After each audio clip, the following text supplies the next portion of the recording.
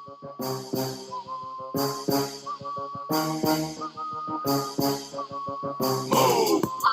Get out the way! Get out the way!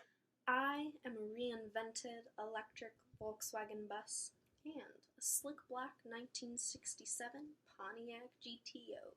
Some days I wear the beach in my smile while flowers cling to my hair and I sip nothing but green tea, and some days I am leather clad in confidence, boots taller than a man's ego, studded to kill.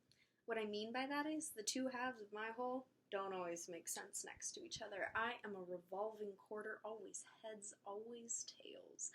A long time ago, someone told me choose.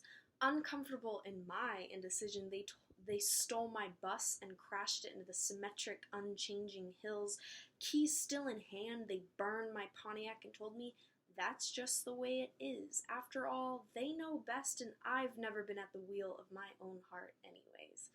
They being the same ones who teach us beauty or brains, as if the double helix of my DNA wasn't discovered by a woman wearing mascara, like the blush on my cheeks and knowledge of contouring somehow makes less room for knowing how a star becomes a supernova, which, by the way, happens when its core is so heavy it collapses in on itself.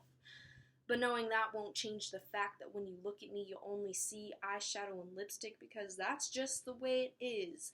They being the same ones who teach us boys or girls. But only boys if you're a girl and only girls if you're a boy, because that's just the way it is. Like I wasn't 13 stumbling over ways to tell my parents that, yeah, boys are cool, but girls are what really make this engine purr. Only for them to tell me that it wasn't my decision. So I slapped a band-aid over the girls I've been kissing since kindergarten and told myself boys, boys, boys, because that's just the way it is. They being the same ones who teach us white or black, while biracial kids contemplate the realities of gray, wondering if it only comes in 50 shades of spousal abuse, while little white girls watch even smaller white girls and develop eating disorders, while little colored girls watch even smaller white girls and develop nothing, because apparently representation only matters if you're a white girl who's thrown up everything she's eaten that day. They being the same ones who teach us that white is good. Like the white kid who carved swastikas into his ammo before he murdered 17 people. Good. Like the white woman who called all black men super predators while simultaneously using them under the guise of prison labor.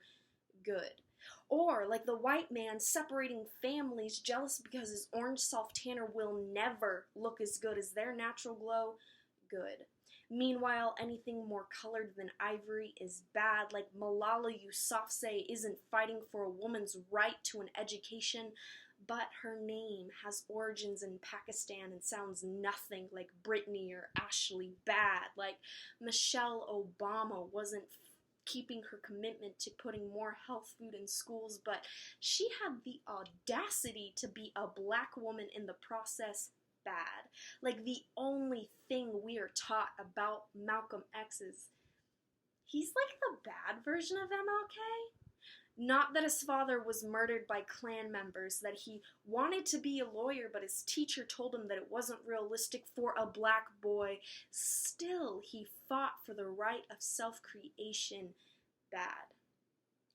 I am sick of them dictating what can and can't be because they are afraid of change, and that's just the way it is. No. That's the way it was. I do not live my life by archaic rules set in place before I had a say. And what I mean by that is, I'm less of an or, I'm more of an and kind of girl, as in brains and beauty, boys and girls, black and white, a reinvented electric Volkswagen bus, and a slick black 1967 Pontiac GTO. Yes, I am ridiculous, but that's my first poem that I ever performed live or read out loud or said to more than just the mirrors. So tell me what you think, or don't. The way.